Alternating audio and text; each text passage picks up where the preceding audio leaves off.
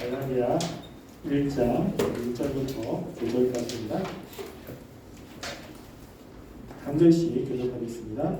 사람에게서 난 것도 아니요 사랑으로 말미암은 것도 아니요 오직 예수 그리스도와 그를 죽은 자 가운데서 살리신 하나님 아버지로 말미암아 사도된 바울은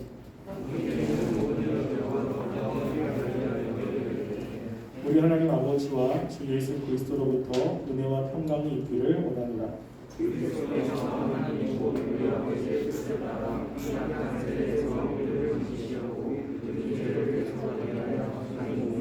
읽겠습니다. 영광이 그에게 세세토록 있을지어다. 아멘. 네, 우리가 지금 갈라디아서의 그 서론을 살펴보고 있습니다. 오늘이 이제 서론 마지막 살펴보고요. 다음 주부터 이제 본론으로 들어가려고 합니다. 우리가 오늘 집중적으로 볼 말씀은 갈라디아서 1장 4절과 5절 말씀을 보려고 합니다. 사도 바울은 지금 서론을 이야기하면서 그 가장 마지막에 보면 영광이 그에게 세세토록 있을지어다 라고 이야기를 합니다. 여기서 그에게라고 하는 것은 바로 하나님을 이야기합니다. 그래서 하나님의 영광이 세세토록 사람들에게 드러나고 사람들은 그 하나님의 영광을 찬양하기를 원하고 있는 것입니다. 여기서 세세토록이라고 하는 것은 세대들의 세대라고 하면서 그 무한한 영원성을 이야기하죠. 사도 바울이 있는 그 시점부터 시작해서 앞으로 예수님이 오실 그때 아닌 그 이후까지도 하나님을 찬양해야 되는 이유가 분명히 있다는 것입니다. 우리가 주님을 찬양한다라고 이야기할 때 우리는 어떠한 부분을 찬양을 합니까? 어떤 부분에 하나님을 높이고 있습니까? 지금 사도 바울은 지금 여기서 이야기하고 있는 것은요, 개개인이 하나님을 찬양하는 또 한 시대만 찬양하는 이유가 아니라 영원토록 찬양해야 되는 이유가 무엇인지를 이야기를 합니다. 그래서 그 영원토록 찬양받으실 그것을 영광이라고 이야기하죠. 영광이라고 하는 뜻은 어떤 뜻이냐면 무겁다라고 하는 뜻입니다. 그래서 이 영광은 무거운 거예요. 무거움의 반대는 가벼운 것이요. 그래서 이 하나님에게 어떤 무거운 것을 발견하는 겁니다. 그래서 하나님이 가지고 계신 그 어떤 것을 보고 그것을 가볍게 여길 수가 없는 것입니다. 그래서 우리가 봤을 때 너무 무겁고 그러니까 그거를 존경하고 존중하고 찬양하는 것이죠. 이 하나님의 그 속성 가운데 그 위대함을 이야기를 합니다. 그래서 하나님의 속성 가운데 그 위대함을 보고 그것을 찬양할 수밖에 없는데 그 각 시대마다 앞으로 이 세상에서 또 이 세상 이후에 하나님을 찬양해야 되는 이유가 있다는 것입니다. 여러분들은 어떤 것을 가지고 하나님을 찬양합니까? 우리가 예배 전에 하나님을 찬양하지 않습니까? 그때 여러분들은 무엇을 생각합니까? 어떤 것이 하나님을 찬양하는 이유입니까? 아마 각자마다 하나님을 찬양하는 이유가 있을 거예요. 자신의 어려움을 구원하신 그 하나님의 은혜, 또 힘든데 자신의 마음을 위로해 주신 하나님의 사랑, 또 여러 가지가 있지만 성경에서는 하나님을 찬양할 때 공통적으로 말씀하는 것은 바로 구원과 관련되어서 하나님을 찬양하는 것입니다. 그래서 하나님의 구원과 관련되어서 사도 바울은 항상 서두에 주님을 찬양합니다. 이 찬양은 이 세상에서만이 아니라 이 세상 이후에서도 똑같이 하나님을 찬양합니다. 특별히 우리가 요한계시록에 보면 이제 마지막 때에 하나님 앞에 선 사람들, 천군과 천사와 그리고 24 장로들이나 많은 사람들이 하나님을 찬양하거든요. 근데 하나님을 찬양하는 그 이유가 동일합니다. 우리 요한계시록 7장 9절부터 12절 말씀을 한번 볼까요? 요한계시록 7장 9절부터 12절까지입니다.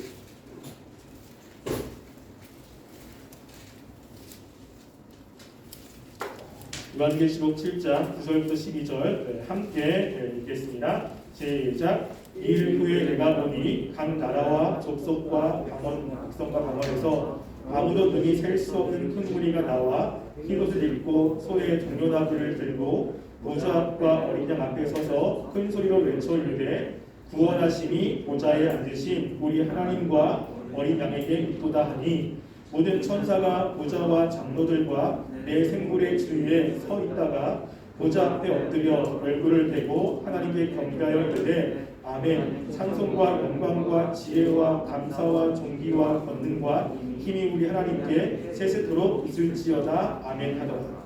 여기 보면 이제 하나님을 찬양하는 모습이 나옵니다.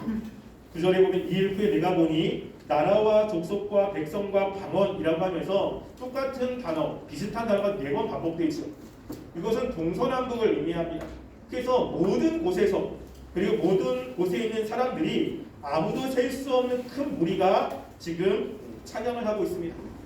큰 소리로 찬양하는데 그 찬양의 주제가 무엇이냐면 구원하시니 보좌에 앉으신 우리 하나님과 어린 양에게 있다는 것입니다. 무엇이죠? 구원에 관한 찬양을 하고 있습니다. 그런데 그 찬양을 듣고 나서 11절에 보면 모든 천사가 보좌와 장로들과 내 생물 주위에 서 있다가 보좌 앞에 엎드려 또 하나님을 찬양하는 겁니다. 그러니까 지금 이 세상에 하나님의 백성들만이 아니라 천국에 있는 천사들도 하나님의 백성들이 찬양하는 소리를 듣고 거기서 화답하는 거예요. 뭐라고 합니까? 아멘. 그렇습니다. 보좌에 앉으신 그 하나님을 찬양하는 거 맞습니다. 그러면서 뭐라고 하냐면 찬송과 영광과 지혜와 감사와 존귀와 권능과 힘이 우리 하나님께 세세토록 있을지어다라고 이야기합니다. 무엇을 이야기하죠? 이 구원, 하나님이 우리를 구원하신 그곳에 뭐가 있냐면 찬송과 영광과 지혜, 감사, 존귀, 권능, 힘이 그 안에 다 들어있다라고 하는 거예요. 우리는 구원을 그냥 단지 그렇게 하나님을 구원했어 라고만 생각을 합니다. 그리고 우리가 교회에 오면 다 구원받은 백성이기 때문에 구원은 너나 나나 다 가지고 있는 일상적이라는 것을 생각을 합니다. 구원은 다 가지고 있는 것이고 구원 외에 다른 것들을 우리는 추구하죠. 그래서 지혜나 능력이나 지식이나 물질이나 지위나 이런 것들을 더 추구합니다. 그래서 내가 구원받은 것은 기본적으로 깔고 다른 사람보다 조금 더 좋은 직장이나 아니면 조금 더 능력이 있으면 그거를 하나님을 찬양하는 조건으로 이야기합니다. 그런데 성경은 그게 아니라는 거예요. 성경에서 하나님을 찬양하는 그 조건, 하나님을 찬양하는 그 이유는 바로 어디에 있냐면 구원이라는 곳에 있다는 것입니다. 이게 성경에서 우리들에게 이야기하는 것이고 우리가 하나님을 찬양할 때 가장 하나님을 찬양해야 될 이유 중에 하나라고 하는 것입니다. 우리가 하나님을 찬양하는 이유가 이것인지를 한번 확인해 보셔야 돼요. 만약 이것이 아니라 다른 것으로 하나님을 찬양한다면 하나님의 그 위대함이 아니라 그 외 부수적인 어떤 것을 가지고 찬양할 수 있습니다. 사도 바울은 그 하나님의 그 구원의 영광, 또 구원에 하셨던 지혜, 구원의 능력 이런 것들을 보고 이것을 깨달을 때마다 하나님을 찬양할 수밖에 없는 상태가 된다라고 하는 것입니다. 그러면서 그 구원이 어떤 것인지에 대해서 사절이 이야기를 하고 있는 것입니다. 하나님께 영원히 찬송을 돌릴 수밖에 없는 그 영광, 그 영광이 구원 안에 있습니다. 그러면서 지금 사도 바울이 이야기하는 그 구원은 그 가장 먼저는 이 모든 구원이 하나님의 뜻대로 되어진 구원이라고 이야기합니다. 하나님의 뜻대로 되어진 그 것이라는 것을 이야기하는 것에는 유대적인 이 당시의 배경이 있습니다. 왜냐하면 사도 바울을 대적하는 그 사람들이 하나님께 구원받으려면 할례를 받아야 된다고 이야기를 한 거예요. 그런데 그 할례는 하나님이 아브라함에게 준 거잖아요. 그러니까 할례는 하나님께로부터 나온 거예요. 근데 사도 바울이 이야기하는 그 예수님의 십자가의 구원은 이게 하나님께로부터 나오지 않으면 이게 문제가 되는 것입니다. 그래서 이 사도 바울은 지금 예수님이 우리의 죄를 위해 대속하기 위해서 자기 몸을 주신 이 모든 것들은 바로 하나님의 뜻과 하나님의 계획 가운데 되어졌다는 것을 이야기를 하고 있는 것입니다. 그래서 지금 사도 바울이 이야기하기를 구약에 있는 그 하나님의 말씀들, 모세나 선지자나 아니면 시편들에 있는 그 말씀들은 전부 다 누구를 예표하고 있냐면 예수님을 예표하고 있고, 그렇게 하나님께서 계획하시고 하나님께서 작정하신 그대로 예수님께서 우리 죄를 위해서 십자가에 달려 돌아가셨음을 이야기를 합니다. 누가복음 24장 44절에는 예수님께서 부활하고 난 다음에 제자들에게 나타나서 이야기를 합니다. 제자들이 예수님이 돌아가신 것에 대해서 굉장히 슬퍼하고 있었어요.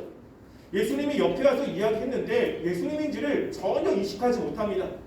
같이 이야기를 하면서 예수님께서 이 아직까지 하나님 예수님을 보지 못하는 제자들에게 예수님이 찾아가서 이렇게 이야기합니다. 누가복음 24장 44절에 보면 제가 읽어드릴게요. 또 이르시되 내가 너희와 함께 있을 때에 너희에게 말한 바 곧 모세의 율법과 선지자의 글과 시편에 나를 가르쳐 기록된 모든 것이 이루어져야 하리라 한 말이 이것이라 하시고라고 이야기하죠. 여기서 보면 모세의 율법 그리고 모세의 율법들을 이야기하고 해석하는 선지자의 글, 또 우리의 삶과 관련되는 시편의 그 모든 것들이 누구를 가리키고 있는 것입니까? 예수님을 가리키고 있는 거예요. 그러니까 할례만이 아니라 구약에 정말로 많은 그 기록들이 예수님을 가리키고 있고, 예수님은 하나님의 계획대로 십자가에 달려 돌아가신 그것을 이야기를 하고 있는 것이죠.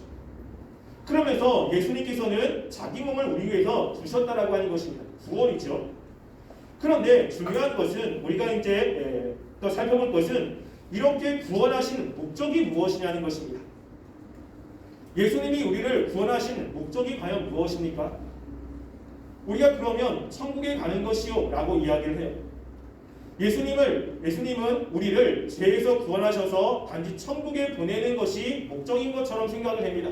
그래서 죽어서 천국 가는 것. 그런데 예수님께서 우리를 구원하신 목적은 천국에 단지 보내는 것이 아니라고 이야기를 하고 있는 것입니다. 우리가 구원받은 백성으로서 이 세상에서 구원을 누리며 살아가기를 원한다면 예수님이 우리에게 주시는 그 구원이 어떤 목적을 가지고 그리고 어떤 것이 구원이신지를 알아야 됩니다. 그래서 사도 바울이 이야기를 하죠. 4절 보면 이렇게 이야기합니다. 그리스도께서 하나님 곧 우리 아버지의 뜻을 따라 이 악한 세대에서 우리를 건지시려고 우리 죄를 대속하기 위하여 자기 몸을 주셨으니 라고 이야기합니다. 우리를 죄에서 대속했는데 왜 대속했어요? 무엇을 위해서? 악한 세대에서 우리를 건지시려고 라고 하는 거예요. 이게 굉장히 중요한 것입니다. 무엇인가 건진다라고 하는 것은 그 원어적인 뜻에요. 이런 뜻이 있습니다. 뭐냐면 이 뜻은 곤란하다, 선택하다, 구원하다라고 하는 건데 중간태로 쓰였어요. 그러니까 중간태는 우리나라가 없잖아요. 능동태가 있고 수동태가 있죠. 근데 중간태라는 것이 있습니다. 이 헬라어에는 이게 뭐냐면 능동태는 내가 무엇인가를 주도적으로 하는 거예요.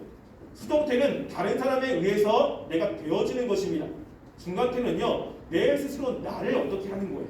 이게 지금 여기서 중간태로 썼는데 이 뜻은 뭐냐면요, 스스로의 힘으로 도저히 헤어나올 수 없는 곳에 빠져 있는 사람들을 구원하는 것입니다. 이게 무슨 말이에요? 그래서 예수님께서 우리를 구원했는데 어디서부터 구원했어요? 악한 세대에서 구원했다라고 하는 거예요. 악한 세대라고 하는 때 이 세대라고 하는 것은 영혼과 세상, 세대라고 하는 뜻이 있습니다. 그러니까 이 세상을 의미하고 있죠. 그것이. 근데 하나님이 만드신 이 세상이 악하다라고 이야기해요. 근데 성경에 보면 하나님이 세상을 이처럼 사랑하사라고 하는 말이 있습니다. 이 세상이 악한데 하나님은 악한 세상을 사랑할까? 또 말씀이 어떤 말씀이냐면요, 이런 말씀이 있어요. 너희가 세상에 속하였으면 세상이 자기의 것을 사랑할 것이나 너희는 세상에 속하지 아니할 것이요 라고 이야기합니다. 하나님이 세상을 사랑하는데 우리가 세상에 속하지 않는데, 성경에 보면 세상에 대해서 좀 알쏭달쏭하게 이야기하는 것들이 있습니다. 그런데 성경에서 세상을 이야기할 때는 두 가지 정도로 이야기를 합니다. 두 가지 정도. 하나님이 세상을 이처럼 사랑한다 라고 했을 때 하나님이 사랑하는 세상이 있고요, 우리가 세상에 속하지 않았다라고 이야기했을 때 우리가 속하지 말아야 되는 세상이 있는 거예요. 첫 번째 하나님이 사랑했다라는 그 세상은 뭐냐면 하나님이 창조하신 자연 만물을 이야기합니다. 원래 창조하신 그 자연, 인간들 이런 것을 이야기할 때 하나님이 사랑한다, 세상을 돌보신다 라는 단어를 씁니다. 그런데 지금 여기서 악한 세대라고 이야기했을 때는 그런 의미가 아니에요. 그런 의미가 아니라 이것은 어떤 것이냐면 이 세상을 살아가는 사람들이 하나님이 원하시는 그 뜻이 아니라 하나님이 원하시는 뜻을 어기면서 살아가는 세상의 가치관과 세상의 질서를 이야기할 때 악한 세대라고 이야기를 합니다. 실제로 여기서 악이라고 하는 것은 어떤 것이냐면 선의 반대잖아요. 여러분이 악한 세대라고 하면 어떤 세상을 이야기합니까? 이것이 선하다라고 이야기할 때 여러분에게는 무엇이 선입니까? 이게 선이라는 개념이 사람마다 달라요. 민족마다 다릅니다. 예를 들어서 이런 거죠. 우리가 일제치하에 있을 때 우리나라의 안근준 의사가 이토 히로부미를 암살했어요.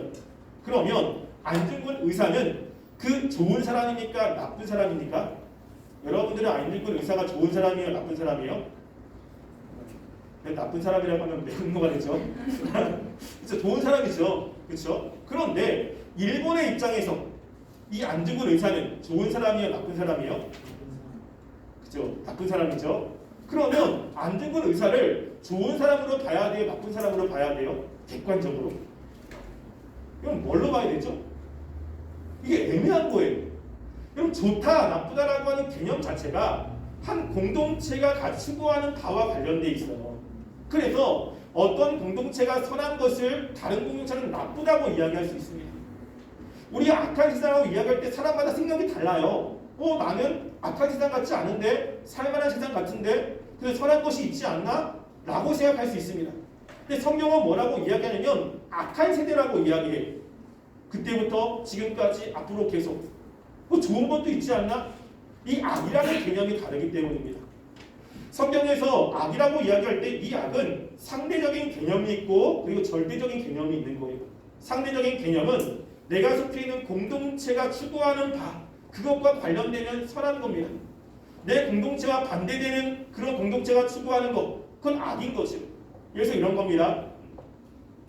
요즘에는 있지 않지만 옛날에는 조폭들이 싸움을 많이 했어요. 그래서 조폭 중에 싸움을 잘하는 사람이 그 나이트클럽에 가서 그쪽의 사람들과 싹 싸워가지고 그쪽을 다 점령을 했습니다. 그래서 속된 말로 나아바리들이 조금씩 늘어나기 시작하는 거죠. 그러면 내가 속해 있는 조폭에서는 이 사람이 영웅이죠. 여러분 근데 경찰의 입장에서는 어때요? 이건 문제예요, 문제. 이 사람은 나쁜 사람이에요. 이게 어디에 속해 있냐에 따라서 선과 악이 달라집니다. 이것을 상대적인 선이라고 이야기해요. 이거는 사람마다 달라요. 근데 지금 하나님이 이야기하신 그 선이라고 하는 것, 악이라고 하는 것은 절대적인 겁니다. 뭐죠? 하나님이 보시는 기준에서 어긋나면 다 악이에요. 하나님의 관점에서 달라지면 악인 거죠. 하나님이 만들어 놓은 질서에서 그 질서 깨트리는 모든 것들을 악이라고 이야기합니다. 여기는 악한 세상이 바로 그걸 이야기하는 거예요.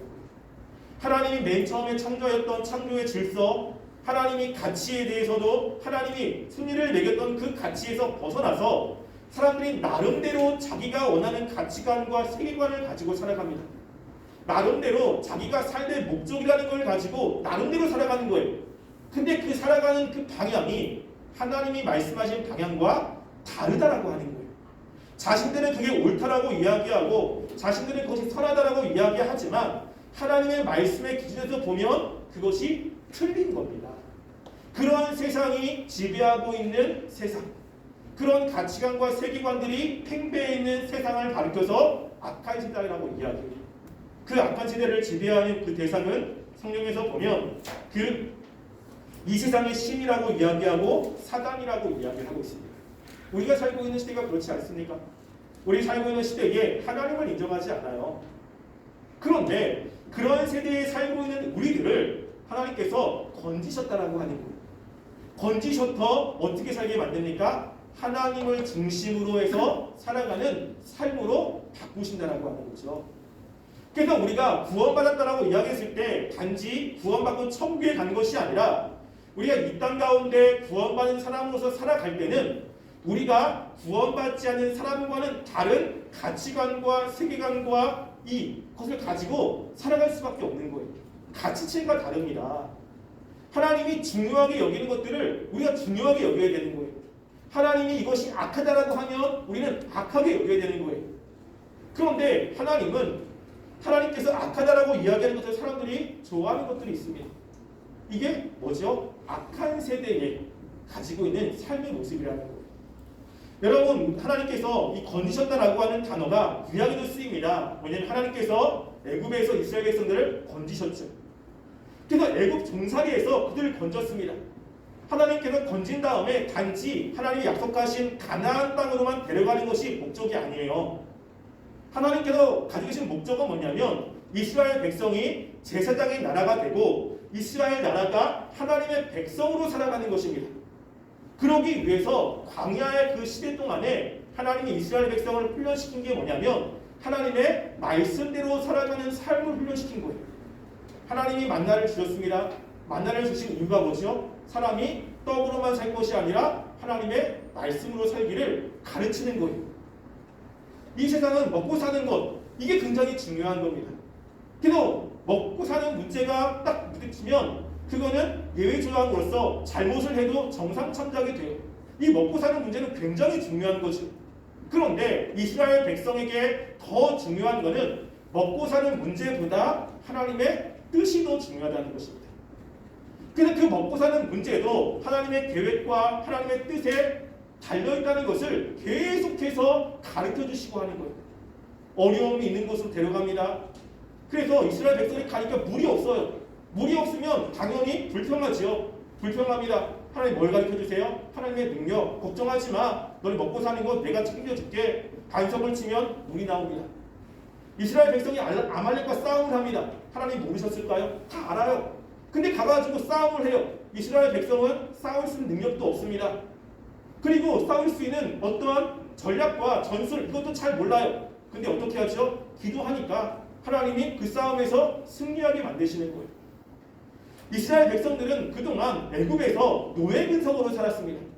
누군가가 줘야 되고 그리고 무엇인가를 다른 사람에서 얻어야 되고 이런 노예 근성인데 이제는 그런 근성을 바꿔서 하나님의 백성으로서 하나님을 의지하며 하나님의 뜻대로 살아가는 삶을 만들고자 하나님이 이스라엘 백성을 출애굽시켜서 바로 하나님이 약속하신 땅으로 간 것이 아니라 광야 기간 동안에 그들을 훈련시키는 거예요. 우리가 하나님의 구원을 받은 백성이라면 중요한 것은 하나님이 우리를 구원하신 목적 자체가 악한 세대에서 건지셨다는 것입니다. 그러면 우리는 살아갈 때 악한 세대에 있는 사람들과는 다른 가치관을 가지고 살아가야 되는 거죠. 다른 세계관을 가지고 살아가야 되는 것입니다. 근데 우리가 살아갈 때 그 믿지 않는 사람과 어떤 가치에서 이야기합니다. 근데 가치에서 이야기하는데 무엇인가 이질감을 느끼지 않아요. 여러분 그걸 한번 생각해 보셔야 돼요. 분명히 하나님은 우리를 구원했을 때 악한 세대에서 그 안에서 살아가는 사람 우리들을 구원해냈어요. 그리고 하나님의 나라 백성으로 만들었고 하나님의 나라의 백성은 다른 가치관을 가지고 있습니다.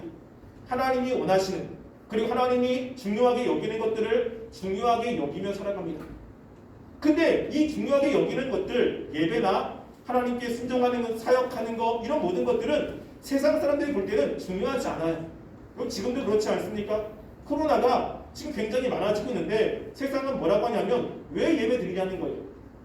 예배가 뭘 그렇게 중요해가지고 모여가지고 왜 그렇게 예배를 드리냐는 것입니다. 근데 그 예배는 하나님이 굉장히 중요하게 여기는 거예요. 그러나 세상 사람들은 이해를 못해요. 왜 가냐고.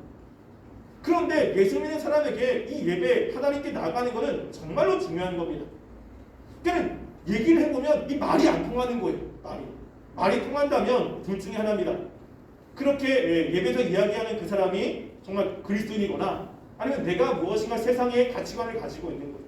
말이 중요한 개념에서는 말이 안 통할 수밖에 없어요. 왜?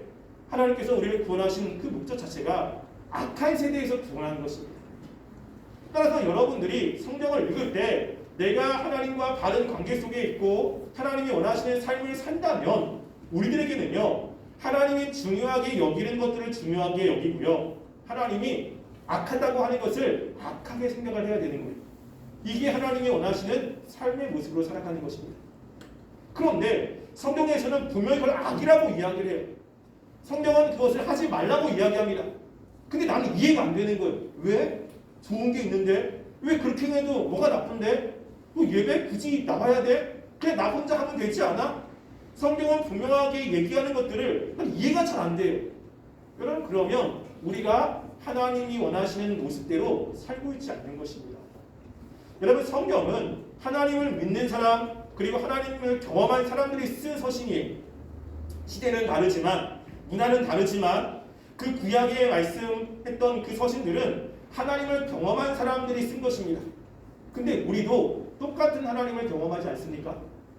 구약에 있는 하나님과 신약에 있는 하나님이 절대 다른 하나님이 아니에요. 같은 하나님을 경험한다면 같은 하나님을 경험하는 사람들은 같은 것을 느끼게 돼요. 같은 것을 고백하게 되고 그것을 썼을 때 똑같은 것을 경험하게 됩니다. 여러분 혹시 놀이공원에 갔을 때 그 T 혹시 타보셨습니까? T 익스프레스? 에버랜드 혹시 가가지고 타봤습니까? 아 네. 네. 거기 가면 타신 분들은 저도 두세 번 타봤거든요. 딱 갔을 때 쭉 올라갑니다. 쭉 올라가 계속 올라가요. 그러다가 끝에서 덜컹합니다. 그 밑에를 보면 정말로 70도 80도 이렇게 경사가 져요.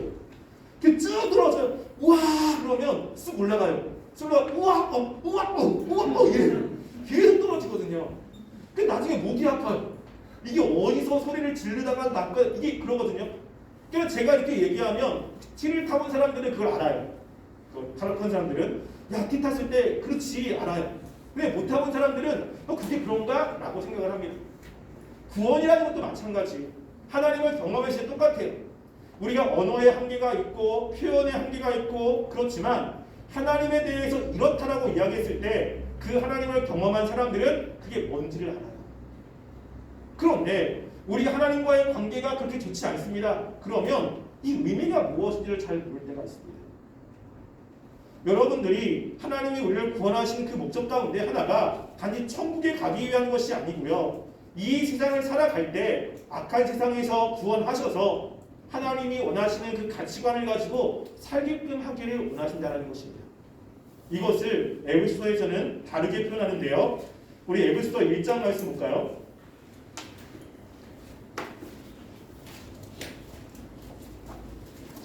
에베소서 1장에 보면 이렇게 이야기합니다. 자, 1장 4절 말씀입니다. 1장 4절 말씀 함께 읽어보겠습니다. 시작. 곧 창세전에 그리스도 안에서 우리를 택하사 우리로 사랑 안에서 그 앞에 거룩하고 흠이 없게 하시려고. 아멘. 이거 굉장히 중요한 것입니다.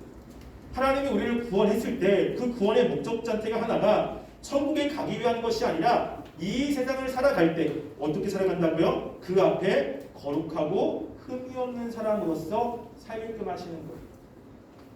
그래서 우리에게 말씀하시고 때로 우리를 책망하시고 때로 우리를 교훈하셔서 하나님이 원하시는 목적으로 그 우리의 시야를 바꿔주시는 일들이 있다라고 하는 것입니다. 이게 하나님이 우리를 구원하신 목적 중에 하나라고 하는 것입니다. 그럼 우리가 말씀을 배워야 되는 이유, 또 하나님의 말씀을 계속해서 묵상하고 읽어야 되는 이유, 그 이유 중에 하나가 이 말씀을 통해서 우리의 가치관과 세계관과 이 모든 시야가 바뀌게 되고 하나님이 원하시는 그 목적으로 살게 만들게 하기 위해서 말씀을 배우는 것입니다.